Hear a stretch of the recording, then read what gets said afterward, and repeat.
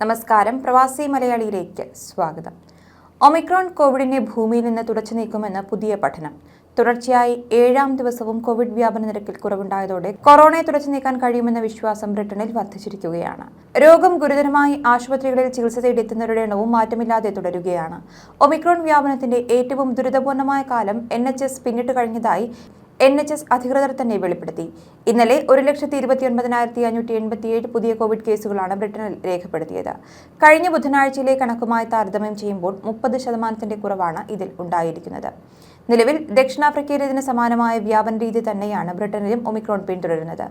വളരെ വേഗത്തിൽ മൂർധന്യഘട്ടത്തിലെത്തിയ തരംഗം ക്രമേണ ദുർബലമാകാൻ തുടങ്ങിയിരിക്കുന്നു. ഇംഗ്ലണ്ടിലെ 315 ലോക്കൽ അതോറിറ്റികളിൽ 95 എണ്ണത്തിലും രോഗവ്യാപനം കുറയുകയാണെന്ന് ഔദ്യോഗിക കണക്കുകൾ വ്യക്തമാക്കുന്നു. അതേസമയം മരണനിരക്ക് കഴിഞ്ഞ ആഴ്ചയിലേതിനേക്കാൾ 20% വർദ്ധിച്ചു.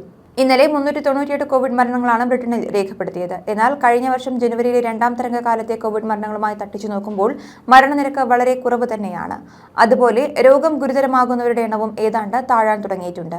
ലഭ്യമായ ഏറ്റവും പുതിയ കണക്കുകൾ അനുസരിച്ച് ജനുവരി 8-ന് 2049 പേരാണ് രോഗം മൂർച്ഛിച്ച് ചികിത്സയ്ക്കായി വിവിധ ആശുപത്രികളിൽ പ്രവേശിപ്പിച്ചത്. തൊട്ടു മുൻപത്തെ ആഴ്ചയിലേതിനേക്കാൾ 1% മാത്രമാണ് ഇക്കാര്യത്തിൽ വർധനവ് ഉണ്ടായിരിക്കുന്നത്. അതേസമയം നേരത്തെ ഒമിക്രോൺ ഹോട്ട്സ്പോട്ട് ആയിരുന്ന ലണ്ടൻ നഗരത്തിൽ തുടർച്ചയായി 10-ാം ദിവസവും ആശുപത്രികളിൽ പ്രവേശിക്കപ്പെടുന്ന കോവിഡ് രോഗികളുടെ എണ്ണം കുറഞ്ഞു വരികയാണ്. അപ്രതീക്ഷിതമായി ഒന്നും സംഭവിച്ചില്ലെങ്കിൽ ആശുപത്രി പ്രവേശനത്തിന്റെ കാര്യത്തിലും കോവിഡ് മൂർധന്യഘട്ടത്തിലെത്തിയിരിക്കുന്നുവെന്നാണ് അനുമാനിക്കുന്നത്. നേരത്തെ ഭയന്നിരുന്നതുപോലെ അത്രയധികം രോഗികൾ ആശുപത്രിയിൽ എത്തുന്നില്ല എന്നതും ആശ്വാസകരമായ കാര്യം തന്നെയാണ്. ഇതോടെ ഒമിക്രോൺ ഭൂമുഖത്തെത്തിയത് കോവിഡ് എന്ന മഹാമാരിയെ തുടച്ചു നീക്കാനാണെന്ന വിശ്വാസം വർദ്ധിക്കുകയാണ്. മഹാമാരിയെക്കുറിച്ചുള്ള ആശങ്കകൾ മാറാൻ തുടങ്ങിയതോടെ നിയന്ത്രണങ്ങൾ എടുത്തുമാറ്റാൻ സർക്കാരിനുമേൽ സമ്മർദ്ദം ഏറുകയാണ്. കോവിഡിനൊപ്പം ജീവിക്കാൻ സാധാരണ ജീവിതത്തിലേക്ക് മടങ്ങാൻ അനുവദിക്കണമെന്നാണ് ജനങ്ങൾ ആവശ്യപ്പെടുന്നത്. വൈറസിനെ നിയന്ത്രിക്കാൻ ശ്രമിക്കാതെ കോവിഡിനൊപ്പം ജീവിക്കാൻ തയ്യാറാകൂ എന്ന മുദ്രാവാക്യത്തിന് ഏറെ പ്രീതി കൈവന്നിരിക്കുകയാണ് ഇപ്പോൾ. അതേസമയം COVID-19 ഒമിക്രോൺ വകഭേദം അപകടകാരിയല്ലെന്ന വാദങ്ങൾ തള്ളി ലോകാരോഗ്യ സംഘടന നേരത്തെ രംഗത്തെത്തിയിരുന്നു. മുൻ വകഭേദങ്ങളെ പോലെ തന്നെ ഒമിക്രോണും അപകടകാരിയാണ്. രോഗികളെ വലിയ തോതിൽ ആശുപത്രിയിൽ പ്രവേശിപ്പിക്കേണ്ടി വരികയും മരണങ്ങൾക്കിടയാക്കുകയും ചെയ്യുമെന്നും WHO മേധാവി ടെഡ്രോസ് അഥാനം ഗബ്രിയേസസ് മുന്നറിയിപ്പ് നൽകി. ഡെൽറ്റ വകഭേദത്തേക്കാൾ കൂടുതൽ ആളുകളിലേക്ക് ഒമിക്രോൺ വ്യാപിക്കുന്നുണ്ട്. ലോകത്ത് പലയിടത്തും ആശുപത്രികൾ നിറഞ്ഞു കവിയുന്ന അവസ്ഥയുണ്ട്.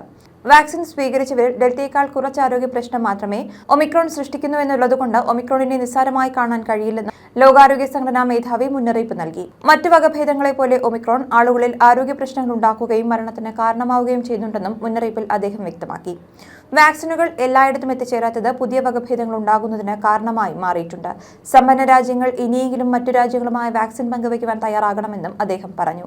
ലോകാരോഗ്യ സംഘടനയിലാകെ 194 രാജ്യങ്ങളുള്ളതിൽ 92 രാജ്യങ്ങൾക്കും 2021 അവസാനത്തോടെ ലക്ഷ്യമിട്ടിരുന്ന വാക്സിനേഷൻ പൂർത്തിയാക്കാൻ കഴിഞ്ഞില്ല എന്നും അദ്ദേഹം കൂട്ടിച്ചേർത്തു. ഒമിക്രോൺ വകഭേദത്തോടെ കോവിഡ് അവസാനിക്കുമെന്ന് പറയാൻ കഴിയില്ല എന്നും ലോകാരോഗ്യ സംഘടന മുന്നറിയിപ്പിൽ പറയുന്നു. ന്യൂസ് ഡെസ്ക്, പ്രവാസി മലയാളി.